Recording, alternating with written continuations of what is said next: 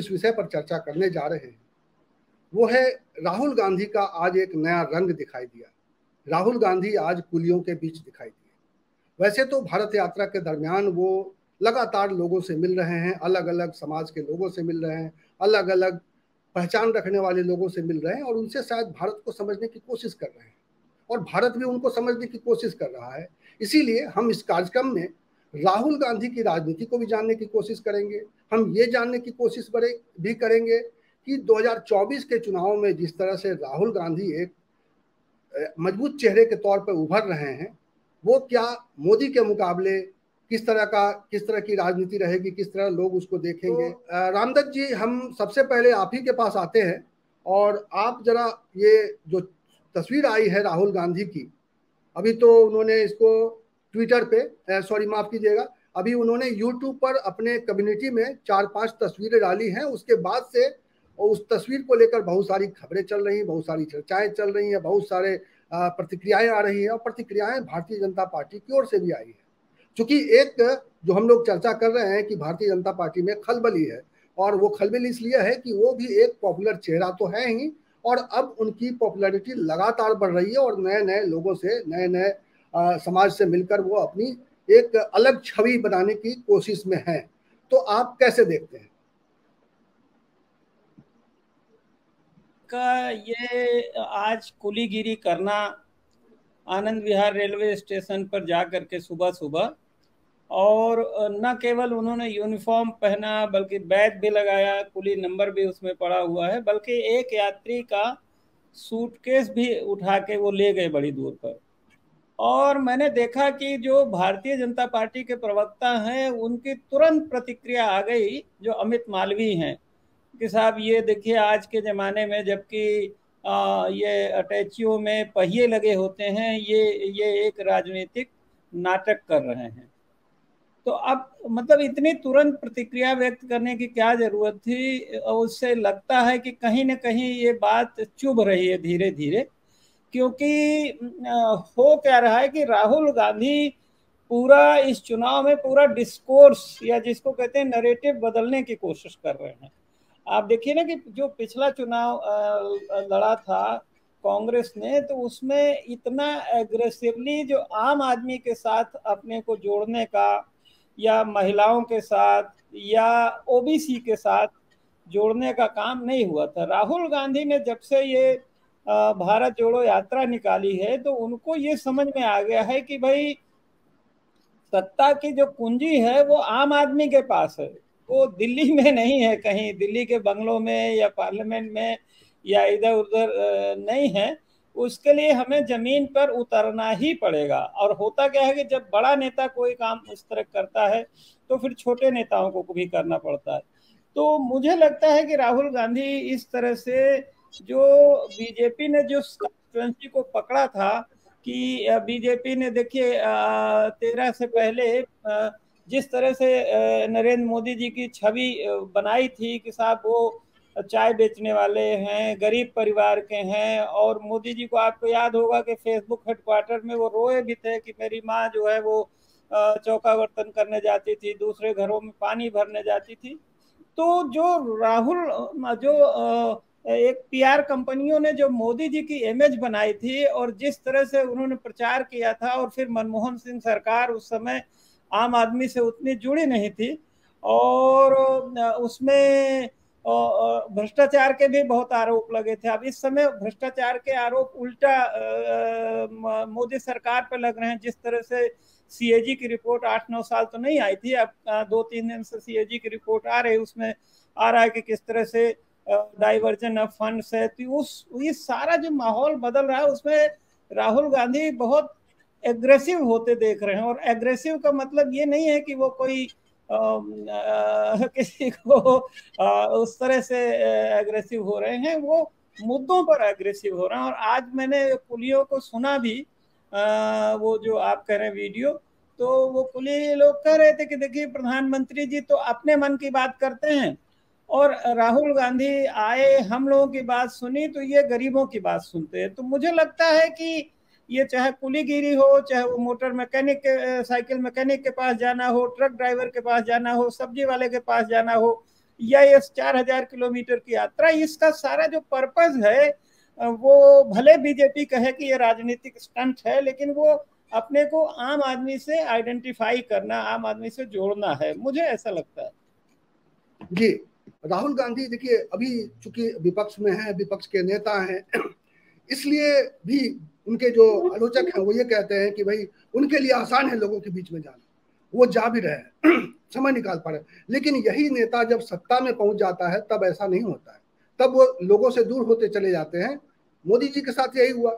मोदी जी वैसे तो मुख्यमंत्री के तौर पे वो दावा कर रहे थे कि लोगों के बीच में रहते हैं, लोगों की बातें जानते हैं, उनके पास एक ऐसा एजेंडा है जो देश को बदल देगा, और वो सत्ता में आए, उन्होंने बहुत सारे वादे किए जो वादे पूरे नहीं हुए, और अब विपक्ष के नेता के तौर पर राहुल गांधी एक अच्छी छवि बना रहे हैं, इसमें कोई दो राय नहीं है, और उनमें लोग उम्मीद देख रहे हैं। लेकिन एक तरफ हम देखते हैं कि राहुल गांधी एक लोकप्रिय नेता के तौर पर आगे बढ़ रहे हैं, लेकिन दूसरी तरफ हम ये भी देखते हैं कि उनका संगठन अभी कमजोर नहीं है।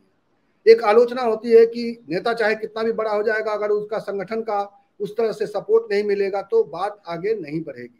रामदत्त जी, मैं आपके साथ इसी सवाल के साथ हूं कि कांग्रेस के संगठन में किस तरह के और जोश की जरूरत है। हालांकि राहुल के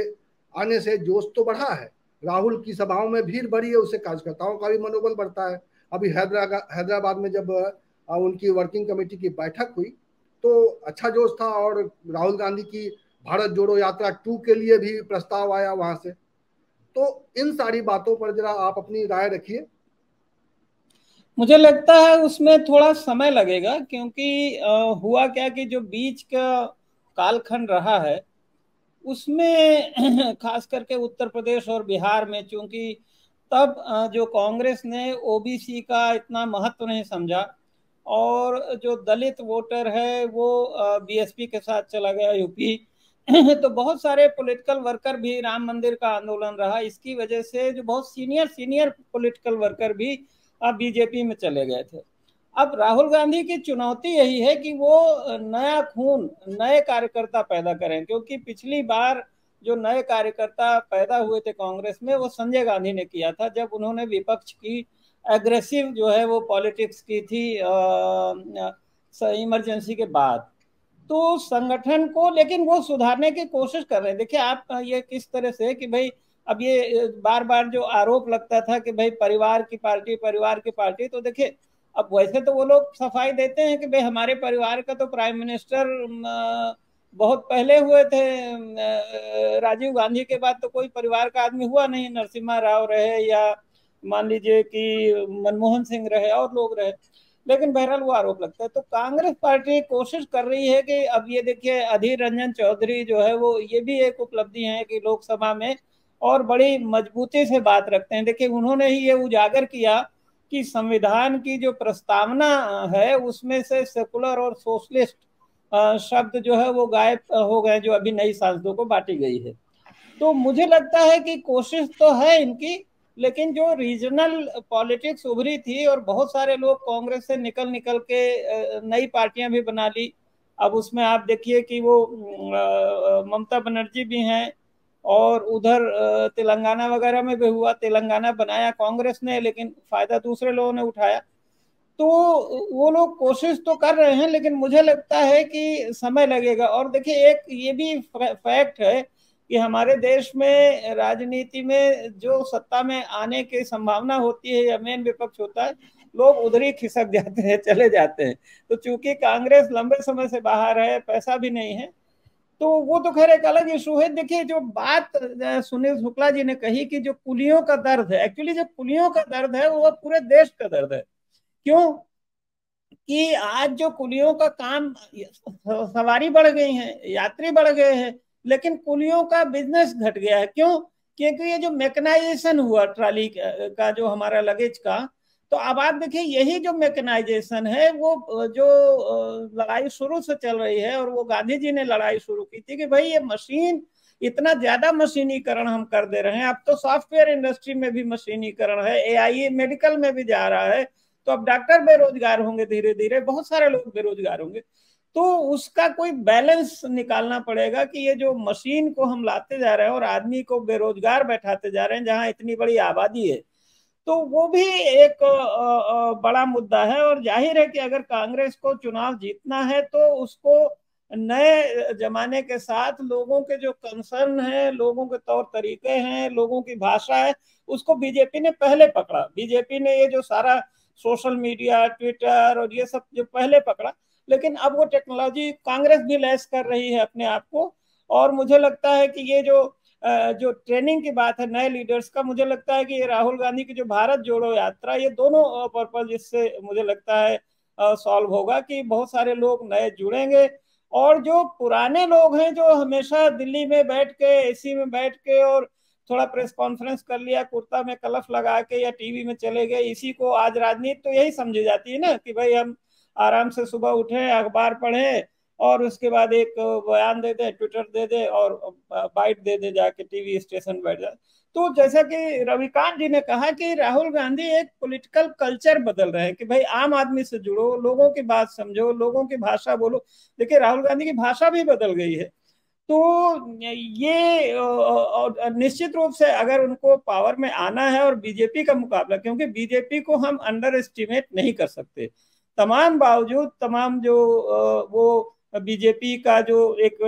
नया रूप आया है कि वो पूंजीपतियों की समर्थक पार्टी, जो पहले एक स्वतंत्र पार्टी या जनसंघ पार्टी की इमेज होती थी, धीरे धीरे वो बन रही है फिर से। तो लेकिन तब भी इनको संगठन को बूथ स्तर पर मुझे लगता है मजबूत करना। और जहां इनका संगठन मजबूत है, देखिए आप संगठन का सवाल आपने बहुत अच्छा उठाया, तो जैसे राजस्थान में, मध्य प्रदेश में, कर्नाटक में या जहां भी मौजूद है, अच्छा संगठन है, उनको फायदा होता है। तो ये चैलेंज राहुल गांधी के लिए उत्तर प्रदेश में खास करके ज्यादा है और बिहार में।